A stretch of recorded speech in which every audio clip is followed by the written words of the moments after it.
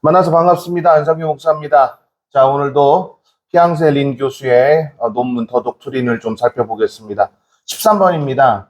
기독교 강요에서 인간론 다음으로 등장하는 게 바로 믿음이란이에요. 믿음이란.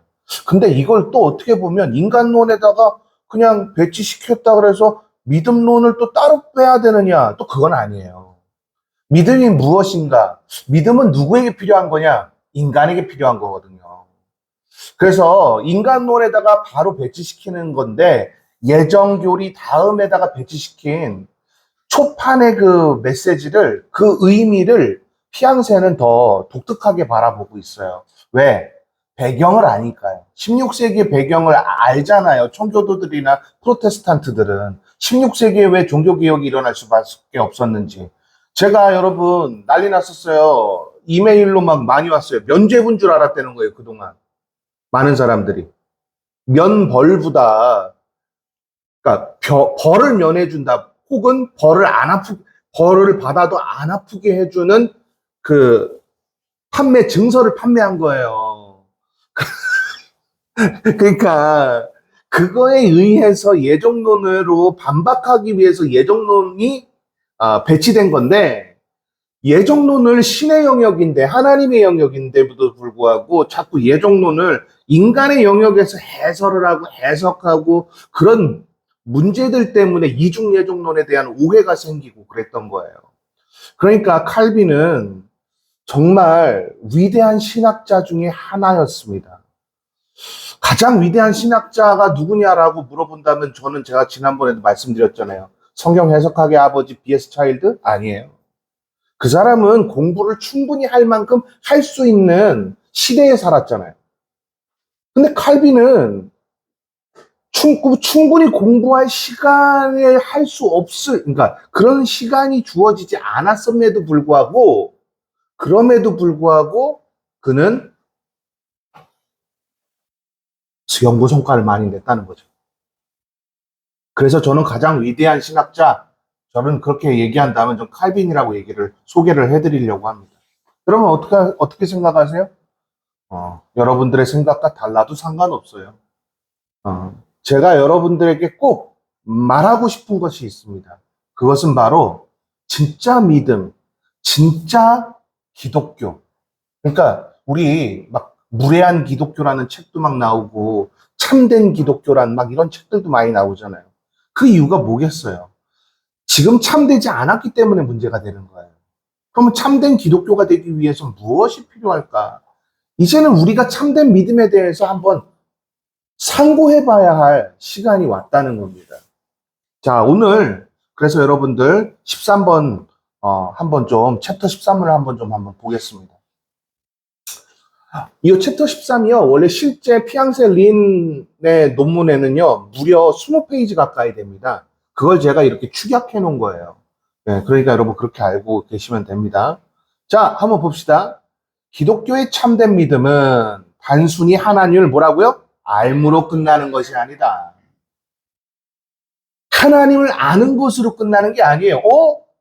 그동안 우리는 예수 그리스도를 영접하면 된다고 알고 있었는데, 이상하다? 영접이란 단어를 알아야죠. 자, 예를 들면, 매일 우리가 영어권에서 맨날 쓰는 You reign me, you reign me. 그러니까 프로테스탄트에서 쓰는 You reign me라는 단어가 있어요. 당신이 나를 다스린다. 우리나라 말로는 번역하면 그런 건데요. reign이라는 이 단어가요, 여러분, 라틴 계열 사람들은 조금 더 배경을 깔아줘요. 이게 무슨 얘기냐? 확신에 차서 당신의 약속을 바라보게 하셨고, 그리고 믿음으로 우리를 한 걸음 나아가게 하셨다. 그런 의미가 붙여져 있는 상태에서 시작되는 거거든요.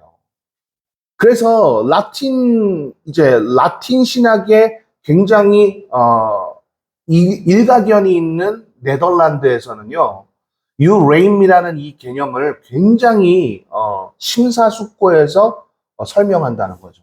근데 우리나라에서 이거 가르치는 교수는 제가, 김영규 교수님 외에 제가 다른 사람을 본 적이 없어요. 자, 보자고요. 알면서 끝나는 게 아니라 그랬어요. 그럼 뭐냐? 지금부터 보세요. 믿음이란 칼빈이 한 말이니까 잘 보세요. 믿음이란 마음의 확신으로. 자, 첫 번째는 뭐라고요? 마음의 확신이에요. 첫 번째는 뭐라고요? 마음의 확신이에요. 그렇죠? 마음의 확신이라는 개념이 등장합니다. 그러면서 심정에 큰 각인을 당하여. 봐봐요.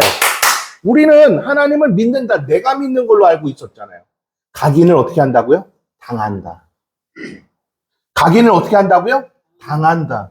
여러분, 이 개념도요, 우리가 조금 더, 그러니까 네덜란드어라든지 라틴어를 아는 사람들은 대부분 다 똑같이 얘기합니다. 이거는 수동태 형태로 되어 있고, 각인이라는 이 개념은 결국 제자도를 의미한다라고 얘기해요. 이게 무슨 얘기냐면요. 여러분, 제자한테 다음 제자를 위해서 모든 것을 다 전수해 주지 않나요, 스승은? 그쵸? 예를 들면 짜장면을 만드는 기술을 어마어마한 진짜 맛있게 만드는 짜장면의 기술을 가지고 있는 사람이 있다고 치자고요. 그 사람이 제자한테 너는 70%만 맛있게 해. 이러진 않잖아요. 그쵸? 100% 맛있게 해야 되는 거 아니에요. 그쵸? 복싱 선수들 중에 여러분 제가 되게 좋아하는 커스터 다마토라고 하는 코치님이 계셨어요. 감독님이 계셨어요. 그분이 바로 타이슨을 여러분 세계 챔피언으로 만든 사람인데요. 여러분 그 사람이 인파이터예요. 무하마드 알리를 이기기 위해서 여러 가지로 고안해내다가 여러분 뭘 만들었을까요? 버빙이라는 기술을 만들었거든요. 이 버빙을 장착하게 되면서 마이크 타이슨이 천하무적이 됐었어요. 뭐 갑자기 복싱 얘기를 해서 죄송한데 커스토 다마토가 너 80%만 가르쳐 줄게 하고 버빙을 80% 가르쳐 줬다면 세계 챔피언이 될 수 있었을까요? 아니잖아요. 아니잖아요. 그거랑 똑같은 거예요.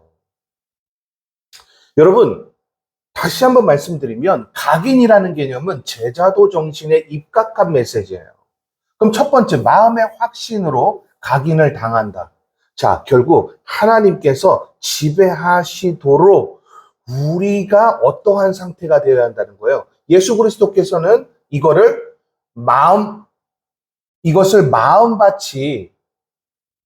마음밭이 좋은 사람이라고. 그리고 또 예수님께서는 씨 뿌리는 자에 비유하시죠. 옥토밭이라고 설명했어요.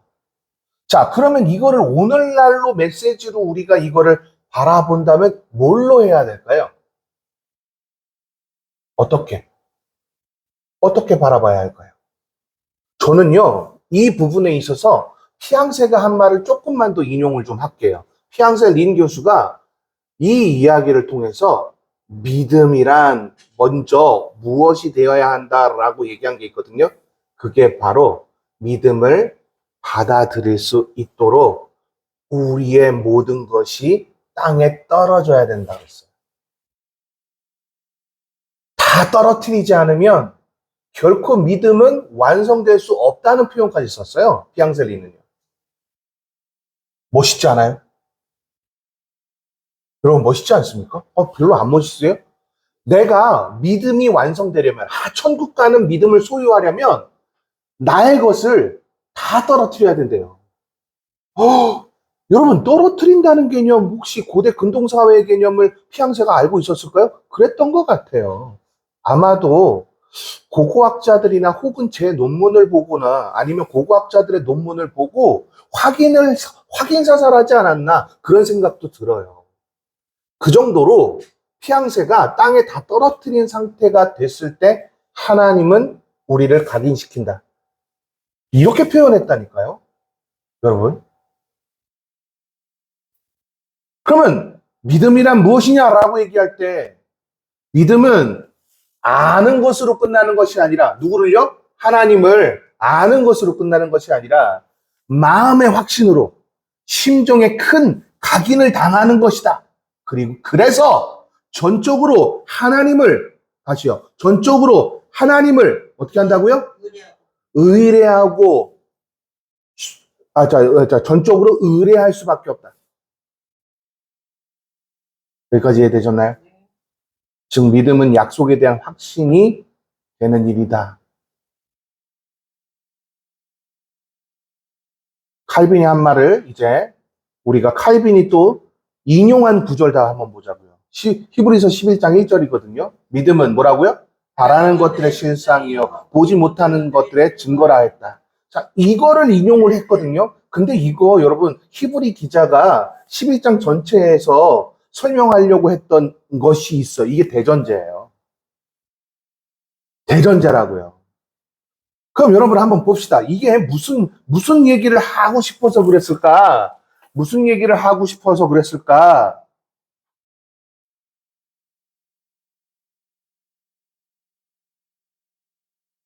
죄송합니다.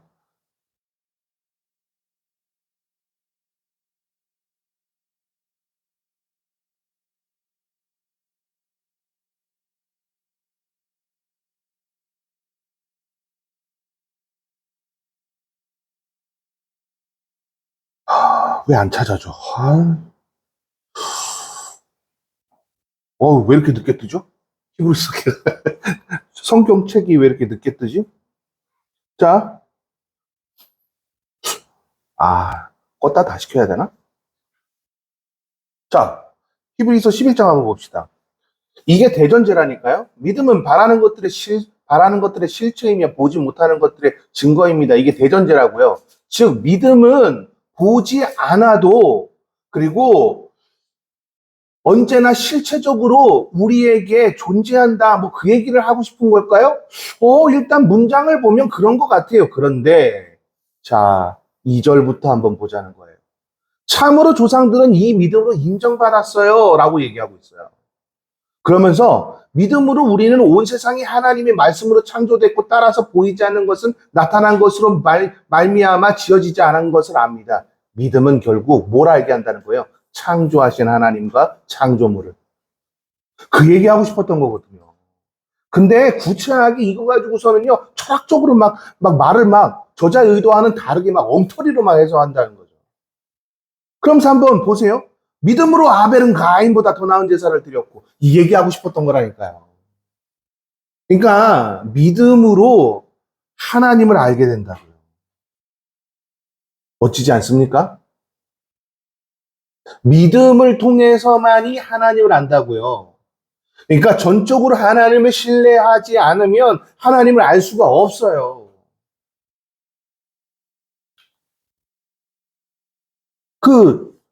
제 영상, 카인과 아벨 이야기요. 창세기 4장 말씀입니다. 창세기 4장 말씀 가지고서는 메일에 왔어요. 카인과 아벨이 그런 뜻이었는지 전혀 몰랐어요. 여러분 가르쳐야 되는 거 아니에요? 장로님 가르쳐야 되는 거 아니에요?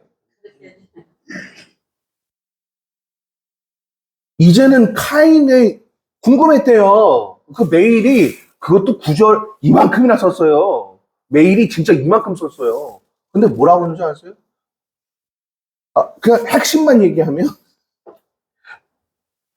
카인의 예배를 왜 안 받았는지 도무지 이해가 안 됐다는 거예요. 36살까지 이해가 안 됐대요. 여러분, 교회 왜 다녀요?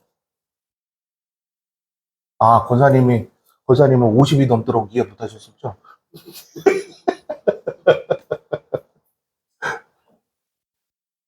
안복수 목사님, 몇 살 때 하셨어요? 자, 몇 살?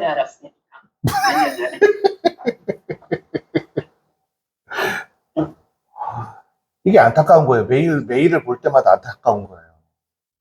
자, 또 볼게요. 그는 의롭다 인정을 받았어요. 하나님께서 그의 예물을 인정해 주셨습니다. 그는 죽었지만 믿음으로 여전히 말합니다. 봐요. 믿음이 뭐라는 거예요? 에벨처럼, 그러니까 헤벨처럼요. 아벨처럼요. 첫 새끼 첫양을 전부를 드리는. 그러니까 땅에 아까 피앙세 린의 메시지처럼 땅에 다 떨어뜨려야 된다. 자, 그럼 다시 이제 다른 얘기 볼 필요 없어요. 왜냐하면 대전제를 딱 앞에다 대놓고서는 믿음이 뭐야? 11장에서 히브리 기자가 설명하는데 결국은요, 내 것이 없는 상태가 믿음이라는 거예요. 내 것이 없는 상태로 하나님의 것을 바라고 하나님의 것으로 가득 채우는 게 믿음이라는 거예요. 그럼 히브리 기자의 메시지를 칼빈이 알고 있었을까? 알고 있었다니까요. 자, 칼빈이 뭐라고 하는지 보자고요. 하나님의 모든 약속은 그리스도 안에서 확증되며 완성되었다. 이것이 원인이 되어서 오직 예수 그리스도가 영원의 믿음의 대상이 되었고, 원인이 되어서 제1원인이 되어서 하나님의 긍휼하심을 깨닫게 한다. 아멘. 예수 그리스도를 통해서 오직 예수 그리스도를 통하지 않으면 깨닫지 못하는 거예요. 와우! 그럼 믿음은 깨달음이구나. 예, 맞아요. 그분의 모든 것을 깨닫는 거예요. 그래서 칼빈이 인간론에다가 율법을 배치시킨 거예요. 왜? 깨달으라고요. 나의 뜻을 깨달으라고요. 여기까지 이해되셨나요? 다음. 하나님을 알게 될 때 예수 그리스도의 은혜를 어떻게 된다고요? 깨닫게 된다. 아멘. 그래요. 은혜를 깨닫게 돼요. 믿음은 뭐냐? 라고 얘기할 때 칼빈은 깨달음이라고 얘기한 거예요. 어떤 깨달음이요? 예수 그리스도를 통해서 그분의 뜻을 어디에다가 마음에 여기다 완전히 각인시키는 거죠. 근데 이 상태가 되기 위해서 뭐가 필요하다고 그랬죠? 피양사가 어떻게 얘기했죠? 땅을 다 떨어뜨려. 근데 어떻게 주여 사업이 잘 안 됩니다. 지금 저 땅을 확장시켜야 되는데 땅을 사야 되는데 어떻게 하면 좋겠습니까? 그랬더니 목사들 맨날 뭐라 그러죠? 기도하십시다. 하나님 아버지시여. 이거 하잖아요. 어떤 근거예요, 그게? 칼빈이 언제 그러라 그랬어요? 그렇죠. 오케이.